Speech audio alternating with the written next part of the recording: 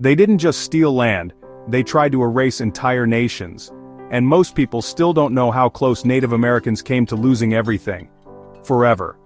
This isn't just a story about land, it's about survival, about identity, about people who lived on this land for thousands of years, and nearly lost all of it in just a few centuries.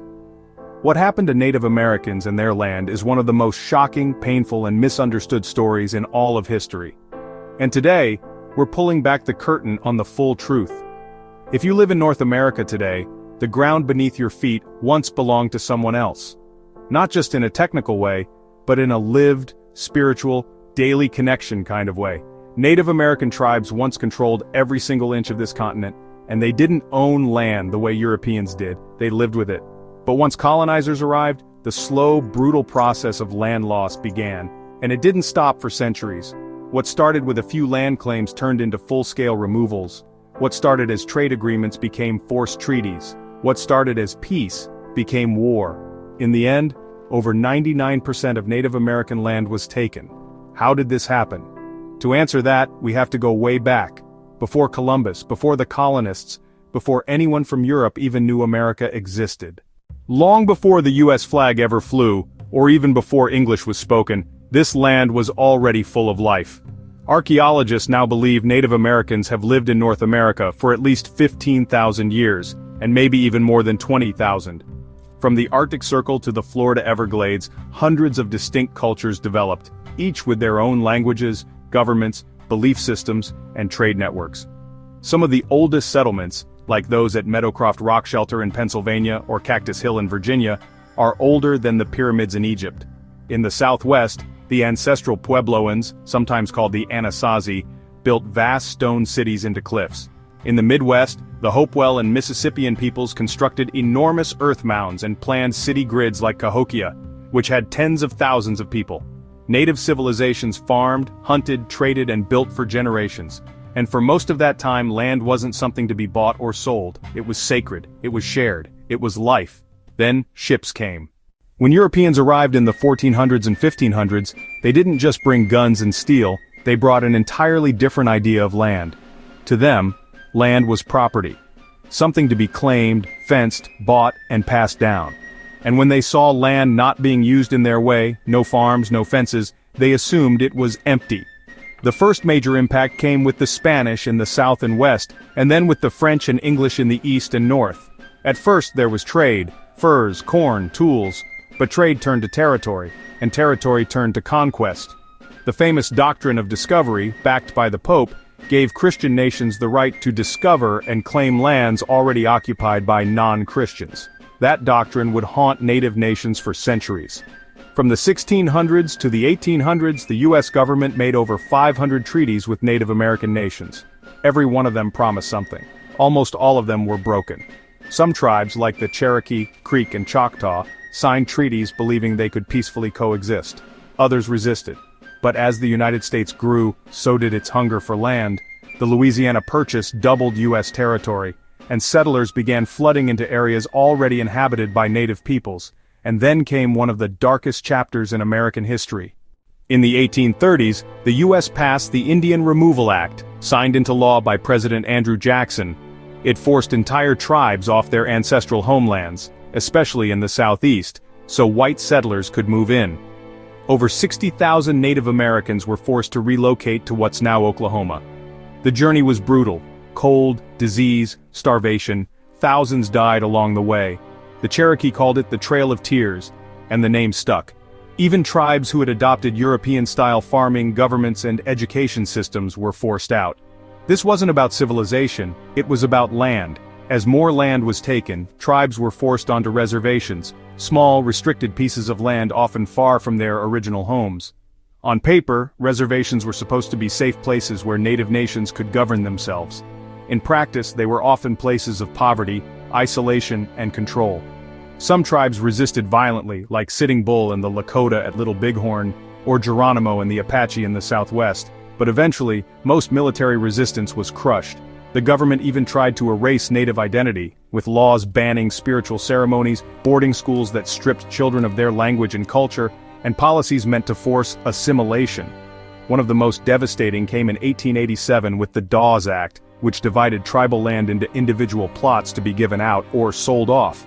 Over 90 million acres of native land were lost that way. By 1900, Native Americans had lost over 99% of their original land. By the early 1900s, Native Americans were no longer just fighting for land, they were fighting for survival.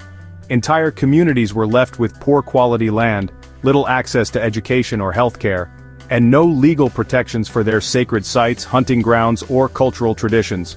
The US government had achieved what it wanted. Native land had been taken, divided, and sold, the tribes left with the scraps. But here's where the story takes a turn, because this is not just a tragedy, it's also a story of resilience. Native nations didn't disappear, they fought back, using the same system that tried to erase them.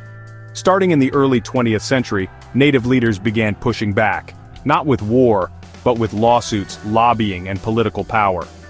One of the biggest moments came in 1946, when the US created the Indian Claims Commission to review cases of land taken illegally from Native tribes. Over the next few decades, tribes filed hundreds of claims.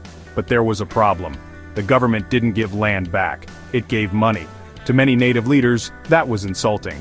Land wasn't just property, it was culture, spirituality, and life. One of the most famous fights was the case of the Black Hills in South Dakota.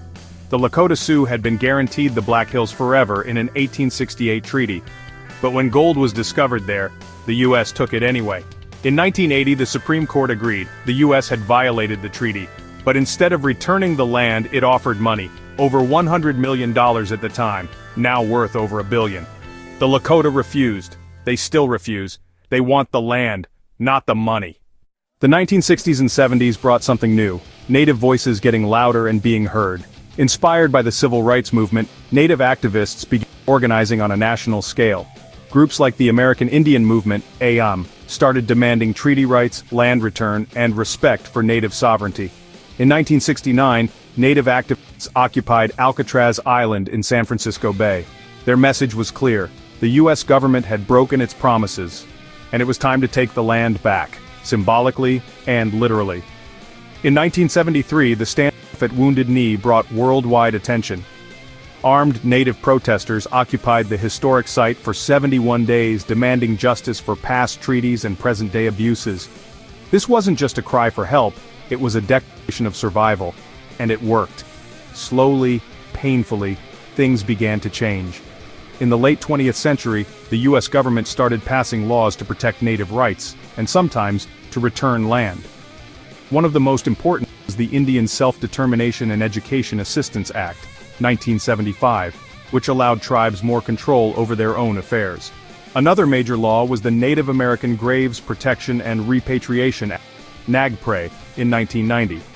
This forced museums and institutions to return Native remains and sacred objects taken without consent. Tribes also began winning land back, slowly but steadily. In 1970, President Nixon made a surprising move. He officially ended the US policy of termination, which tried to erase tribal status, and called for a new era of self-determination. That shift helped set the stage for tribes to regain control over their own lands, laws, and futures. Today, the fight for Native land is far from over, but it's gaining momentum like never before. A new generation of Native leaders and allies are pushing the #Land Back movement. This isn't just about reparations, it's about returning real land to Native nations and restoring sovereignty. And it's already happening. In 2020, a 200-acre sacred site called Mount Taylor in New Mexico was returned to the Acoma Pueblo. In 2021, the National Bison Range in Montana was officially transferred back to the Confederated Salish and Kootenai tribes after more than a century of government control. In 2022, Oak Flat, a sacred Apache site, was temporarily protected from being turned into a copper mine. These aren't just symbolic wins. They're part of a broader movement to recognize Native peoples not as relics of the past, but as modern nations with rights, cultures, and land. Here's the part that still shocks people today. Over 99% of Native American land was taken. More than 500 treaties were signed, and almost all were broken. There are still legal fights going on today involving sacred lands, stolen territories, and tribal sovereignty, and many Americans even now have no idea this happened, or how deep the wounds still go. It's not ancient history, it's still happening. If you look at a time-lapse map of the United States from 1600 to today, you'll see something terrifying.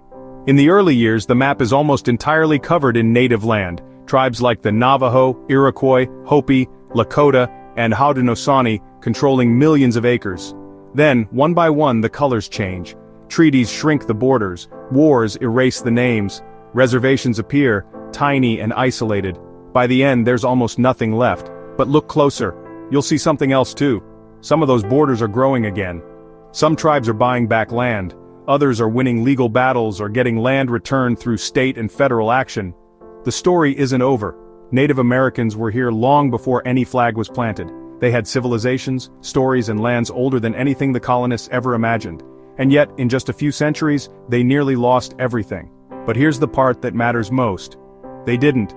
They're still here, still fighting, still building, still protecting the land that almost vanished beneath their feet.